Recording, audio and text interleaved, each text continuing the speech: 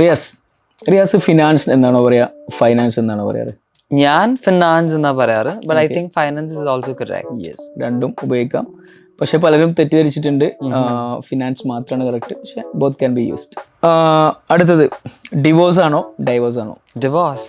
ഉറപ്പാണോ? ഉറപ്പാണ്, ഒരു മാറ്റില്ല. തീർച്ചയായിട്ടും. ഓക്കെ, അടുത്തത് ഡയറക്ടർ ആണോ ഡയറക്ടർ ആണോ? ഡയറക്ടർ. ഉറപ്പാണോ? യാ, കൈൻഡ് ഓഫ്. ഓക്കെ, പക്ഷെ രണ്ടും ഉപയോഗിക്കാം.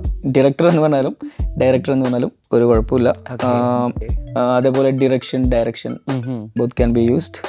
അടുത്തത് സ്റ്റാറ്റസ് ആണോ സ്റ്റേറ്റസ് ആണോ? സ്റ്റേറ്റസ്. ഓക്കെ, അതിലും നമുക്ക് ഓപ്ഷൻസ് ഉണ്ട്. സ്റ്റാറ്റസ് ഉപയോഗിച്ചാലും സ്റ്റേറ്റസ് ഉപയോഗിച്ചാലും കുഴപ്പമില്ല. ഒന്ന് അമേരിക്കൻ ഇംഗ്ലീഷ്, ഒന്ന് ബ്രിട്ടീഷ് ഇംഗ്ലീഷ്. ഓക്കെ, അടുത്തത് നമ്മൾ രാവിലെ കഴിക്കുന്ന ഭക്ഷണം എന്താണ്? ബ്രേക്ക്ഫാസ്റ്റ്. Yes, breakfast. അതിൽ പലരും ബ്രേക്ക്ഫാസ്റ്റ് എന്നൊക്കെ പറയാറുണ്ട്. It's breakfast. പക്ഷെ അത് മലയാളത്തിൽ പറയുമ്പോൾ ഇപ്പോൾ നീ ബ്രേക്ക്ഫാസ്റ്റ് കഴിച്ചോ എന്ന് പറയേണ്ട ആവശ്യമില്ല. നീ ആ സമയത്ത് എനിക്ക് തോന്നുന്നത് ഓക്കെയാണ്, നീ ബ്രേക്ക്ഫാസ്റ്റ് കഴിച്ചോ. കാരണം മലയാളവും ഇംഗ്ലീഷും മിക്സ് ചെയ്യുമ്പോൾ അത് പ്രശ്നമില്ല.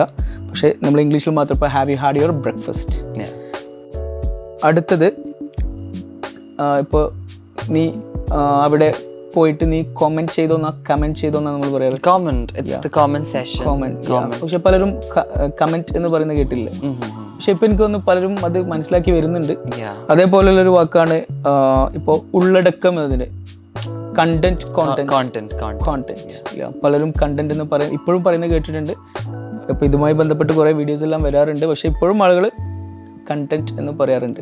കണ്ടന്റ് ക്രിയേറ്റർ എന്ന് കുറെ ആൾക്കാർ പറയുന്നത്. ഓക്കെ, പിന്നെ നമ്മൾ ഭക്ഷണം കഴിക്കാൻ പോയി, നമുക്ക് ഒരു ഇത് കിട്ടില്ല, ഒരു കാർട്ട് പോലത്തെ ഒരു സംഭവം, മെനു. ഓക്കെ, പക്ഷെ അതിന് പലരും തെറ്റായിട്ട് എങ്ങനെയാ പറഞ്ഞത് കേട്ടിട്ടില്ല? മെനു കേട്ടിട്ടില്ല. ഓക്കെ, അപ്പോൾ അത് മെനു ആണ്. മെനു.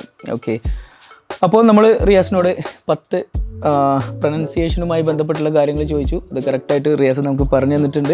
അപ്പോൾ ഇതുപോലെ ഒരുപാട് കാര്യങ്ങൾ നിങ്ങൾക്ക് നമ്മുടെ വാട്സ്ആപ്പ് സ്പോക്കൺ ഇംഗ്ലീഷ് കോഴ്സിൽ പഠിക്കാം. നിങ്ങൾ ലോകത്തിൻ്റെ ഏത് ഭാഗത്താണെങ്കിലും നിങ്ങളുടെ ഫ്രീ സമയങ്ങളിൽ നിങ്ങൾക്ക് ഇംഗ്ലീഷ് പഠിക്കാം. മുകളിൽ ബയോയിൽ ഞങ്ങളുടെ വാട്സ്ആപ്പ് ലിങ്ക് കൊടുത്തിട്ടുണ്ട്, ക്ലിക്ക് ചെയ്യാം, അഡ്മിഷൻ എടുക്കാം. Thank you. English House.